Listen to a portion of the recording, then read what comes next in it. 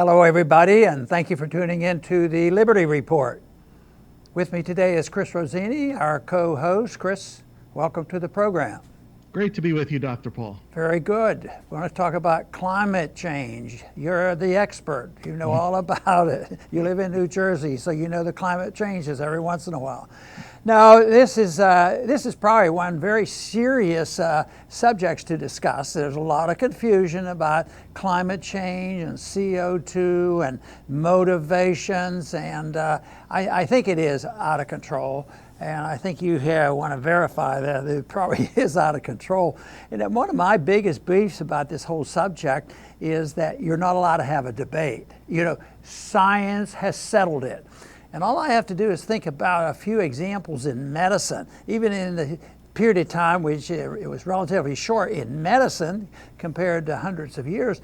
Attitudes in medicine change rather rapidly, and we in medicine did the wrong things by misinterpretation. But at that time, all the medical schools said, science have settled this. This is what you're supposed to learn. And then later on, it changes it. So I am always leery about the people who have the absolute answers and say, science has settled it, and therefore there is to be no debate. It sounds a little bit authoritarian. It's sort of, can you imagine anybody talking that way in politics? What about a politician saying, we are the authority? And of course, that's what creates the dictators of the world, that you can't challenge the established principles of whatever political system is controlling us. But right now, this whole thing on climate change is unbelievable. How many things get blamed for it? So, Chris, let's try and sort this out a little bit, and how sometimes there's a lot of misinformation and people politicize it for their own benefits. That's right, Dr. Paul, and we could ask Galileo and Copernicus about settled science too, if we really wanted to. But I'm going to read a quote from Ocasio-Cortez just to show how off the wall the propaganda is becoming. She says, quote, "Our planet is going to hit disaster if we don't turn this ship around." So it's basically like there's a scientific consensus that the lives of children are going to be very difficult. And it does lead, I think, young people to have a legitimate question, is it okay to still have children? So first of all, science is not about consensus, number one. Who cares about consensus? Science is supposed to uncover the truth for us. So that's the first thing, and that goes along with your comments, Dr. Paul. And if we are looking for the truth, the very last place on earth to look is Washington, D.C. Am I right, Dr. Paul? That's for sure. Instead of it being a scientific debate, it's almost that the side that takes a position that they know the answer, it's almost like a faith. It's almost like a religion to them. And sometimes it seems like a cult too. But I know one thing in politics, it's a good way to get ridiculed, so you can't, touch it. At the same time, there are a lot of reasons why we should be talking about it, and climate change is something that we have to deal with. But the big question is, who's going to settle this? Is it man-made, or do climates change otherwise? When I think about this, and the first thing I declare is that I don't have all the answers. I don't think anybody else have all the answers either. But I think there should be, in my mind at least, I think of pollution as being different than climate changes. I think it's a lot easier to deal with pollution, but most people who want to crack down on all industry because they're causing climate change, they use it no matter what. But I think that, for a libertarian to deal with pollution, it shouldn't be that difficult, because libertarians aren't allowed to aggress against anybody else. We're not allowed to hurt people. We're not allowed to steal from people. We're not allowed to hurt the environment. We're not allowed to hurt their property. And it should be dealt with as a property issue. But to extend this and saying that no matter what plant you have, no what chemical plants in the world, that you're changing the whole climate of the world, and not have a decision made with a little bit more debate, I think it's over the top, but I do think that there's a lot of room for a libertarian to take a very strong position about the environment. If there's pollution, if people are dumping garbage in your yard, it's pretty easy to understand pollution. That doesn't go well. And also, if you depend on the people in government, if you depend on individuals like Cortez will sort all this out with the ideas that they have, it's just going to make it much worse.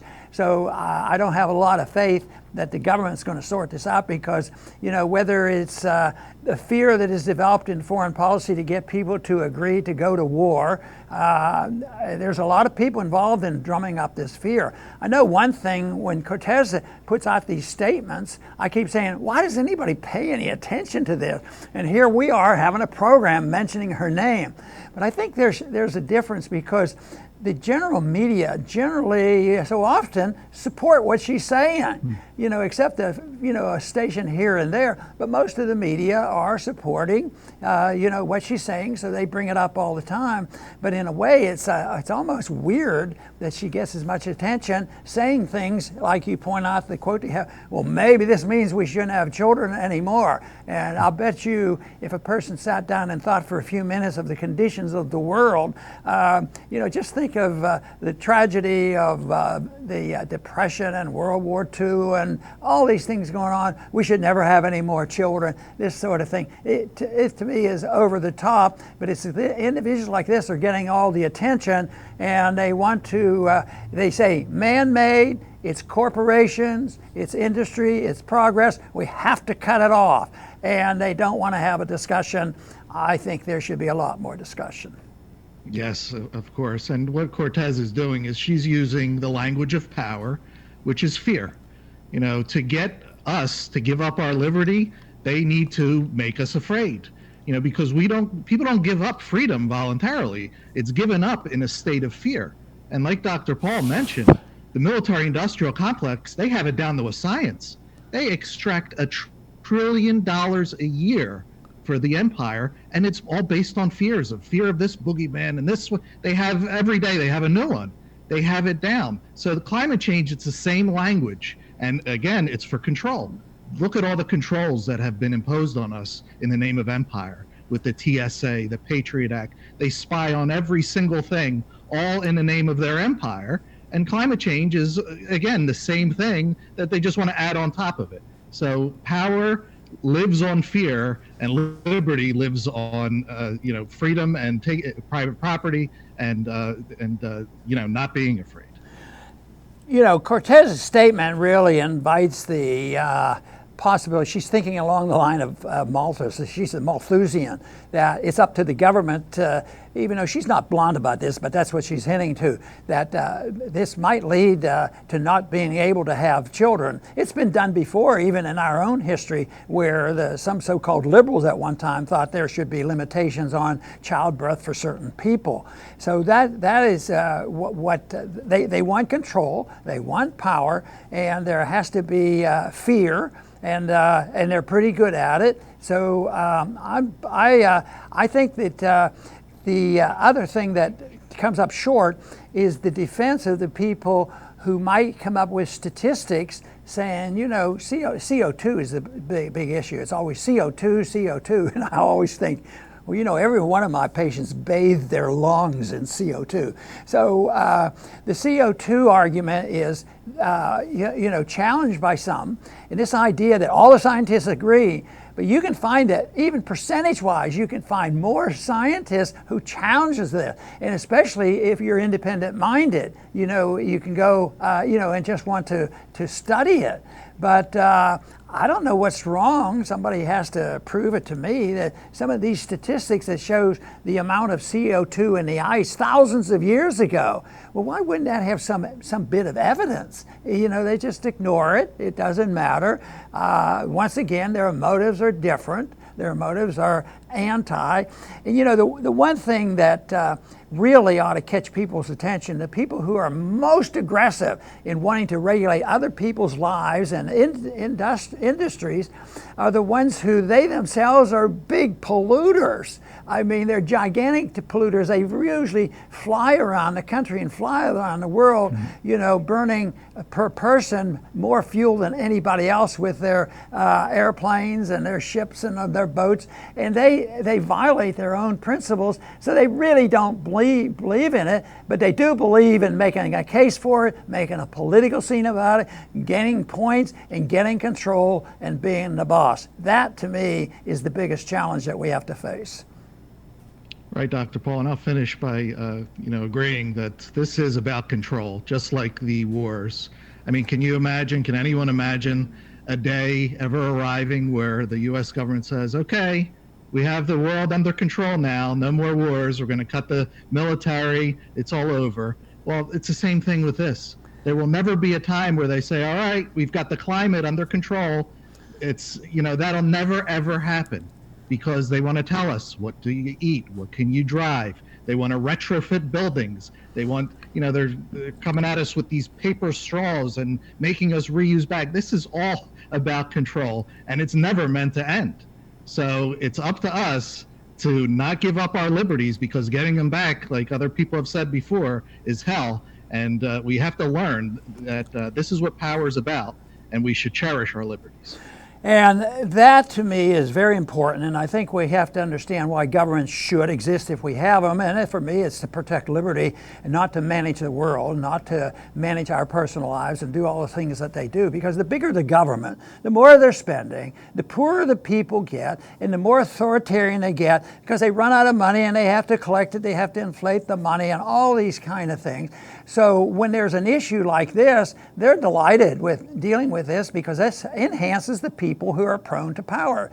They do it. A lot of times it's just for money, but a lot of times it's just because they think they're smarter than anybody else. And that's what we face in all these things, all the welfareism and the militarism that goes on, because they do not understand, nor do they care about a society which we talk about, we know about, we've moved in that direction, and that is a non-interventionist society, one where the individual is important and the individual is held to a very strict rule, and that is no aggression against anybody else.